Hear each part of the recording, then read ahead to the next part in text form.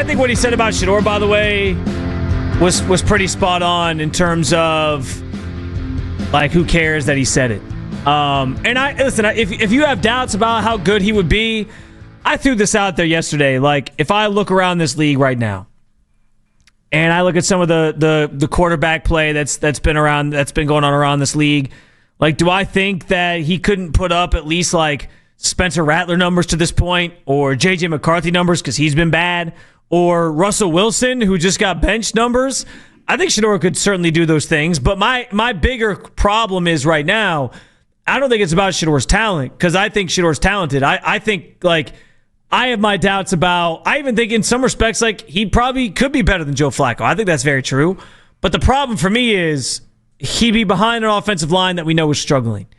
And I think both him and Dylan Gabriel in some ways are sort of set up for failure there, because if you can't protect your quarterback, it doesn't really matter who's back there. No one's going to look good, which is another reason why they probably are trying to prolong starting one of these guys yet, and they're keeping Flacco out there to sort of be the crash test dummy in a way. But I have enough confidence to think that Shedeur Sanders could be as good as some of these other quarterbacks in this league without question. I also, though, don't have a problem with him saying that. And that's the big thing for me, Earl, because you brought this up earlier. Shedeur is a hot topic. Like, there's people who are one way on how they feel about him. There's people who are another way. We know that he's got his fanatics that hit us up on Twitter when they think we're talking bad about him. We know we got plenty of people who think we talk about him too positively and that he's not going to be good because he's a fifth-round pick. And it's a very divisive thing, when really it shouldn't be, because to me, the topic of whether or not he should be speaking so confidently about his ability to already have an impact isn't a controversial thing to me. It's just not. If that quarterback, if the Browns ended up with the first overall pick and they took Cam Ward and he was your quarterback right now, and Cam Ward was asked in an interview setting, by the way, shout out to my guy Justin Cooper who was talking to him, if he was asked in an interview setting like, hey, do you think, I mean, obviously he'd probably be starting, but if they asked him in an interview setting like, hey, how do you think you stack up against these other quarterbacks? He'd be like, I think I'm right up there with all these guys. Isn't that what you'd want from a guy like Cam Ward, who you're taking to be a franchise quarterback, number one overall? Like, I think the context of him being a fifth-round pick is almost tainted what people think he should say. Like, I think because he's a fifth-round pick, people are like, he shouldn't talk like that. He's a third-string quarterback right now. He shouldn't. But it's like, who is it offending? Don't you want your quarterback, or a guy that thinks he can be a franchise quarterback and a young quarterback on your roster, to have confidence that he can be great?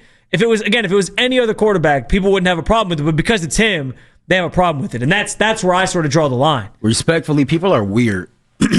That's just what it is. People are weird. People find things to have a problem with. People find things to, want to get up in an uproar about that don't do anything to impact their bottom line or change anything about their day-to-day life. A reporter went in there, decided they wanted to interview Shedeur Sanders for whatever reason that they had. They asked Shedeur Sanders a series of questions. He answered those questions. Of course, there were going to be media members who took that, whether it be locally or nationally, and they were going to dissect it and give their own opinion, which they get paid to give their opinion. So have at it. Have whatever opinion that you want to have. Me, I just feel like at this point, he's not even next man up on the depth chart. And if you're still talking about Shedeur Sanders, especially in a negative light right now, you're just doing so to get clicks. You're just doing so because whatever it is content-wise might be a little dry, which, honest to God, and here in Cleveland, is not. And if you want to take that and dissect that and run with it and think because he's a third-string quarterback that he shouldn't be confident or whatever the case may be, then that's on you. I just know that from April to now, it hasn't even been that long of a tenure that he's been here, and I've already grown tired of giving things energy behind Shedeur Sanders that don't warrant energy. Yeah. You know what I mean? And again, I've stayed true to this beat of this drum for a while now. Like that's why I brought up February. Because back in February, I was at the Combine. I was standing at his podium when he was up there talking about, like, why should teams draft you? And he said, because I'm a program builder. Look what I did at Jackson State. Look what I did at Colorado. I want to do that in the NFL. That's the type of talk to me that I think a franchise quarterback should have. Whether or not he turns out to be that remains to be seen. But I just don't know why anybody would have a problem with that at this juncture. And if Dylan Gabriel was saying those things, people would probably be talking about it in a different light, because he's the next man up. And people would be saying they're ready for Dylan Gabriel because Joe Flacco's been so bad. But it's because it's Shedeur. It's because he's the third string. You're right. Like, people are just trying to... They just hate on the kid to hate on the kid at this point. And I just don't know why anything he said in that setting should be controversial or any of that. He's got confidence. We already knew that about him. And I would want my quarterback talking this way. Whether or not he gets to play this season remains to be seen. The Browns are slow playing their quarterback situation right now. We know Dylan Gabriel's not playing this week. I doubt he plays next week. Maybe week 6 we finally have ourselves a conversation there about making a switch. And if that's what happens, then yeah, Shedeur probably plays at some point this season. Do I believe he could be putting up numbers similar to some of these other guys in the league? Yeah, I do. But I also think there's context to that, and the Browns' offensive line is a mess right now, and so maybe he wouldn't succeed right away, and that's part of the reason why the Browns are doing this the way they're doing this, or handling this the way they're handling this, because they know that they don't want to set any of these quarterbacks up for failure.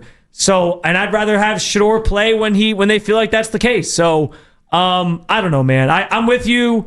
It has gotten kind of exhausting because it's really shouldn't be that big of a deal, and if it was anybody else, it wouldn't be. Nah, and this comes down to, again, no matter, I don't know.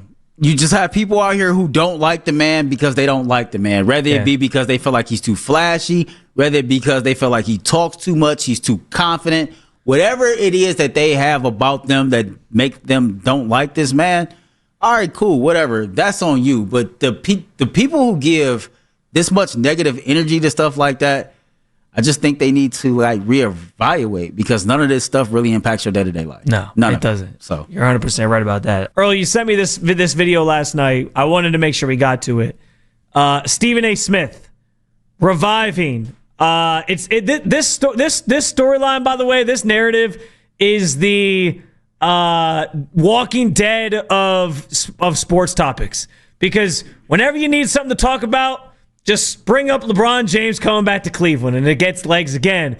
He is now perpetuating this argument further and explaining why he thinks LeBron should want to come back to Cleveland. If I were LeBron, and clearly I am not, I'd strongly consider going back to Cleveland. Ladies and gentlemen, I think that LeBron James has a better shot at winning a championship if he were back in Cleveland with Donovan Mitchell and Evan Mobley and those boys than if he stayed in L.A. L.A. go to the playoffs, and they're going to challenge. And by the way, the Lakers extended J.J. Redick's contract. Well-deserved. My former colleague at ESPN, I know he's an acquired taste for some people, but J.J. Redick knows his basketball inside and out. And he has an incredible passion for coaching. And he did a hell of a job last year for the Lakers. Back to LeBron, I would say this. Can't see him win no championship in L.A. Not over Oklahoma City or a healthy Dallas. But if he were in Cleveland with Donovan Mitchell and Evan Mobley and those boys, I think that would give LeBron a better shot at tying Kobe for 5 rings. Audio courtesy of the Stephen A. Smith Show. Listen, I think Stephen A. Smith is right. And I don't care how old or how regurgitated the take is about LeBron in Cleveland. There's some facts behind it. LeBron James, if you want to win another championship, being a member of the Cleveland Cavaliers gives you a better opportunity to do that than being a member of the LA Lakers. Ty Lue, Cavs coach when we won the championship, was on with Shannon Sharp a couple weeks ago, and he talked about that if the situation with Kyrie Irving didn't play out the way that it played out, LeBron James is never leaving Cleveland again anyway. I think that it would be smart. I think it would be beautiful, and the fans would enjoy it, that if his career was bookended next year with him being a member of the Cleveland Cavaliers team. I think this Cavaliers team right now, honestly, is built to win a championship with or without LeBron. But if you ask me if I want LeBron a part of a ride for that, then sign me up. I'm here for it. So here's the thing. I think everything Stephen A. Smith said is 100% accurate. And honestly, it sounded like I was listening back to myself, because those are all things that I said earlier this summer when we talked about this exact topic, right? The idea that Cleveland presents a better opportunity to win a championship, obviously in the East especially, than the West and the Lakers. But here's the thing. I think that if LeBron... I'll say what I said, I think, even back then. I think the chasing rings thing is not priority number one for LeBron anymore. Just straight up. Because if it was, he would have done more. Like the last couple times when he's quote unquote held the Lakers' feet to the fire, it was more bluster than anything. We know what it looks like when he really holds an organization's feet to the fire, because they go and they do stuff at the trade deadline. They make tweaks. The Lakers basically this past year said, no. Like, you don't call the shots here. We call the shots. We're thinking about our future because you're not going to be here much longer. There was conversations that he might actually try to get out, and like they weren't really sure. Like, clearly, he doesn't hold all the cards anymore the way that he used to. If he really wanted to force the issue, he could have done that multiple times in LA.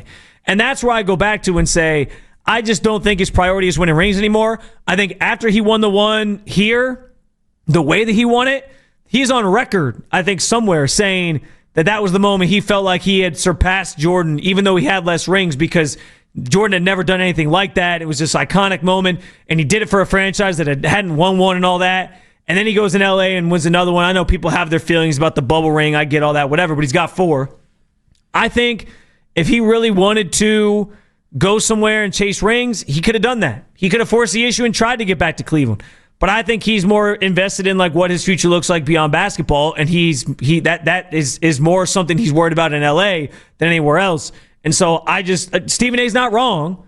I just think if that was LeBron's motivation still, I think it absolutely could have happened. I just don't think that was something that he really is as invested as he used to be at this stage of his career. Now, I hear you, and I can get some of that, but to me, LeBron James is LeBron James, whether he's in L.A., Cleveland, China, Dubai. Like, no matter where he is a global icon that can have his way with whatever it is he wants to do post-career. And so I really have never bought into the narrative that because he stay in L.A. and Hollywood and everything like that, that it gives him an advantage as far as whatever it is, he's looking to do when his playing days are over with. Because he's LeBron James, because his name rings out the way that it does, and because he's accomplished what he has globally, he can be anywhere in this country or another. And I think that the chances of him accomplishing his post-career goals are going to be very high. I also think like LeBron James loves stories. He loves storylines. And what better story would it be to come back and assist helping the team that you started your career with win the championship as you kind of like close the chapter on the playing part of your career? So another part of that, every time somebody try to make it seem like it's the most far-fetched thing that LeBron James wouldn't come back to Cleveland, I'm always reminding myself, man, some of these same people swore up and down that Donovan Mitchell was out of here the first chance he got. Swore up and down that he would never re-sign with the Cleveland Cavaliers. Some of these same people swore up and down that Bron would never even come back to Cleveland to begin with. So to me, just overall, I always leave that small window open that it possibly can happen. It's not even that I don't think it could happen, because I do think ultimately LeBron, he's going to retire here. He's probably going to do like the one-day contract thing at the very least. I've always kind of let that window open, and LeBron is always, thinking 5, 6, 7 steps ahead. It's why he showed up to a Cavs playoff game when his contract situation was going on with the Lakers or whatever, because he knew he could sort of put some pressure on them or whatever. But yeah, like I'm not saying it would never happen. I just don't know that with Stephen A's argument that like I think he'd have a better chance in Cleveland. I think that's true. I just don't know if he's driven by that being the sole motivation. I'm just saying, like, when I hear, not just you, but when I hear people say, well, L.A. post-career, and it's like, do we all forget he's LeBron James? He can do whatever he wants, where he wants. Yeah. Like, I got you. His name rings out so much to where he doesn't have to be stationary in one city for him to have the post-career success that he wants to have.